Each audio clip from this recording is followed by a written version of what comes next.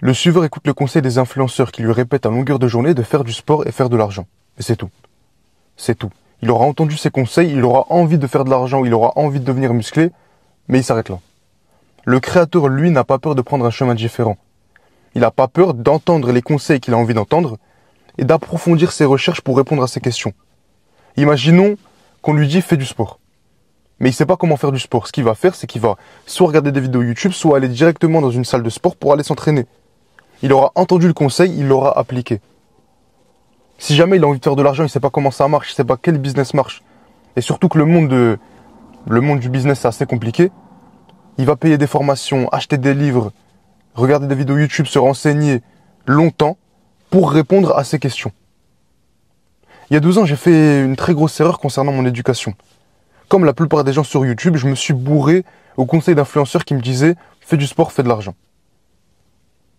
Le problème, dans un sens, ça a été moi, parce que moi, juste entendu ces conseils, j'ai rien fait, et en même temps, c'est peut-être ces personnes, c'est peut-être eux nos ennemis. Parce que eux, la plupart des gens que tu regardes sur YouTube qui font de l'éducatif, ils ont entendu quelqu'un leur dire « fais du sport, fais de l'argent ». Donc, ils se sont dit, vu que lui il est connu, vu que ce qu'il dit ça marche, ce que je vais faire, c'est que je vais dire ça aux gens qui me regardent. Et donc il entend les gens dire fais du sport, il te dit fais du sport. Il entend les gens te dire fais de l'argent, il te dit fais de l'argent. Il entend quelque part que le business qui marche, c'est Internet, il va dire le business qui marche, c'est Internet.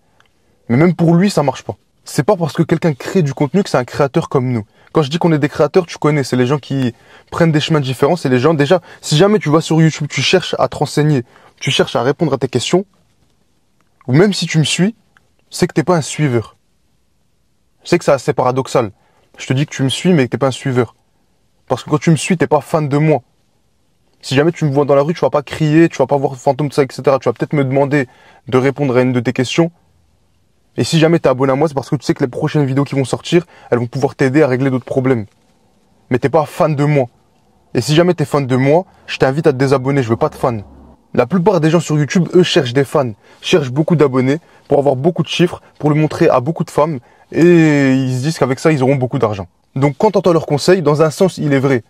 Parce qu'ils ont entendu quelqu'un de connu dire fais du sport, fais de l'argent. Cette personne a fait des recherches, il s'est dit que si jamais on voulait avoir une belle vie, il fallait faire du sport et faire de l'argent. Le problème, c'est qu'il faut aller plus loin dans nos recherches. Et moi, c'est ce que j'ai pas fait. Moi, j'écoutais leurs conseils, je me suis dit maintenant, ça y est, je suis un mec qui veut s'améliorer, je suis un mec qui veut changer. Bah, c'est tout.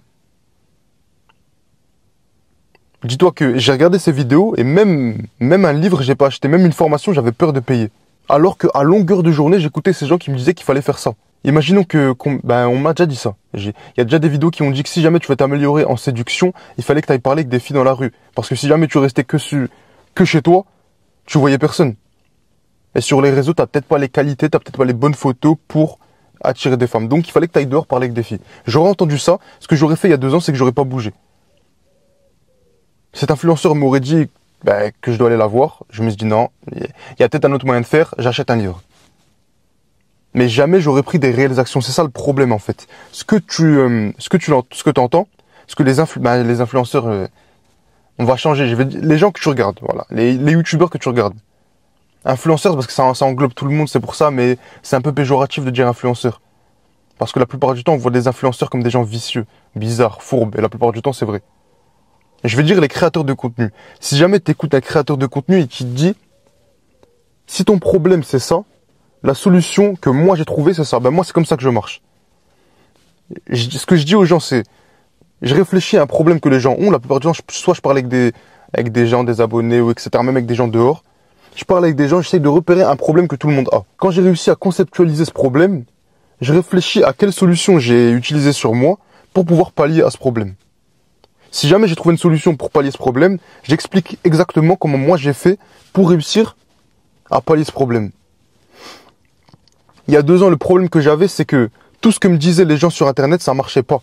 J'écoutais des vidéos de développement personnel pendant des heures, mais personnellement, je me développais pas.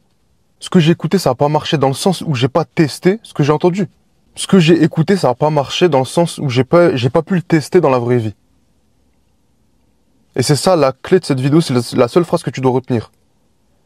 Pour prouver qu'une connaissance est vraie ou fausse, il faut la tester empiriquement. Tu peux avoir confiance en moi parce que la plupart des choses que je te dis de faire, je les fais avant. Si jamais t'es pas sûr, ce que je fais, au lieu de me faire confiance à 200%, Fais-moi confiance à 50%. Tu dis que peut-être c'est vrai, peut-être c'est faux.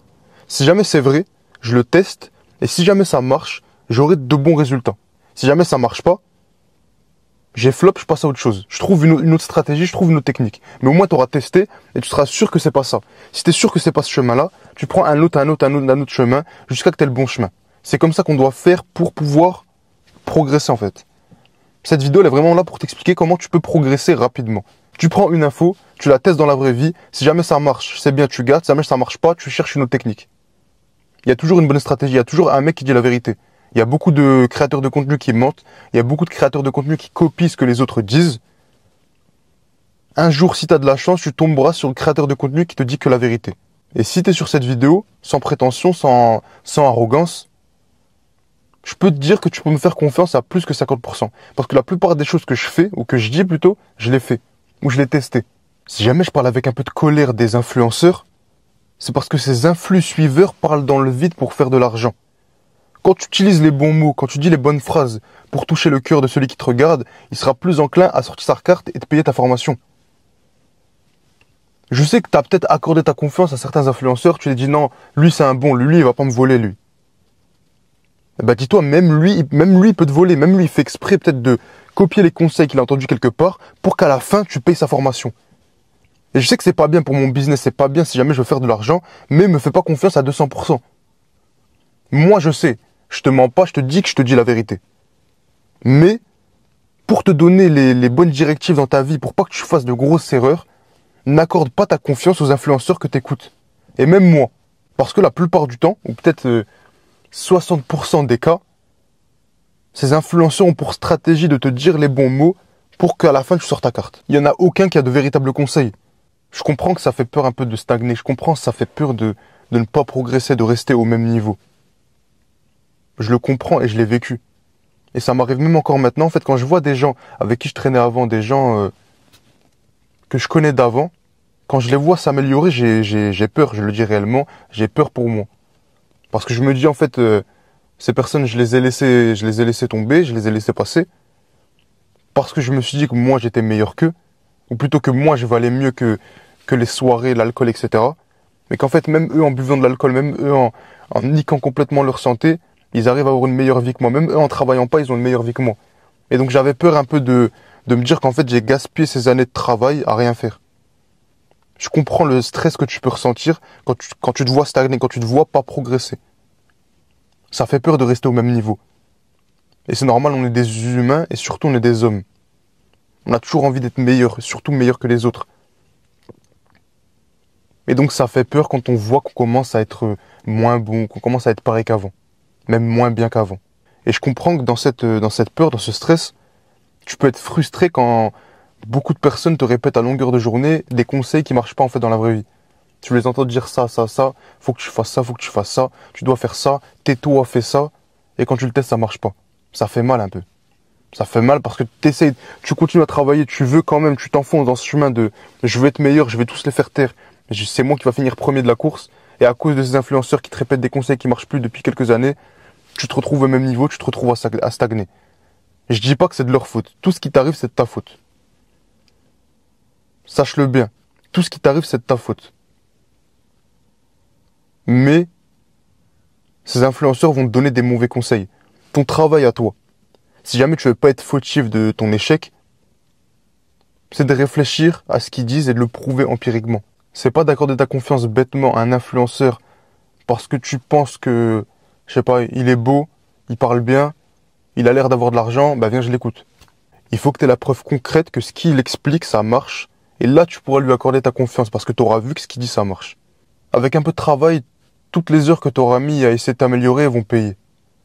Ils vont payer 1000 fois plus que ce à quoi tu t'attends.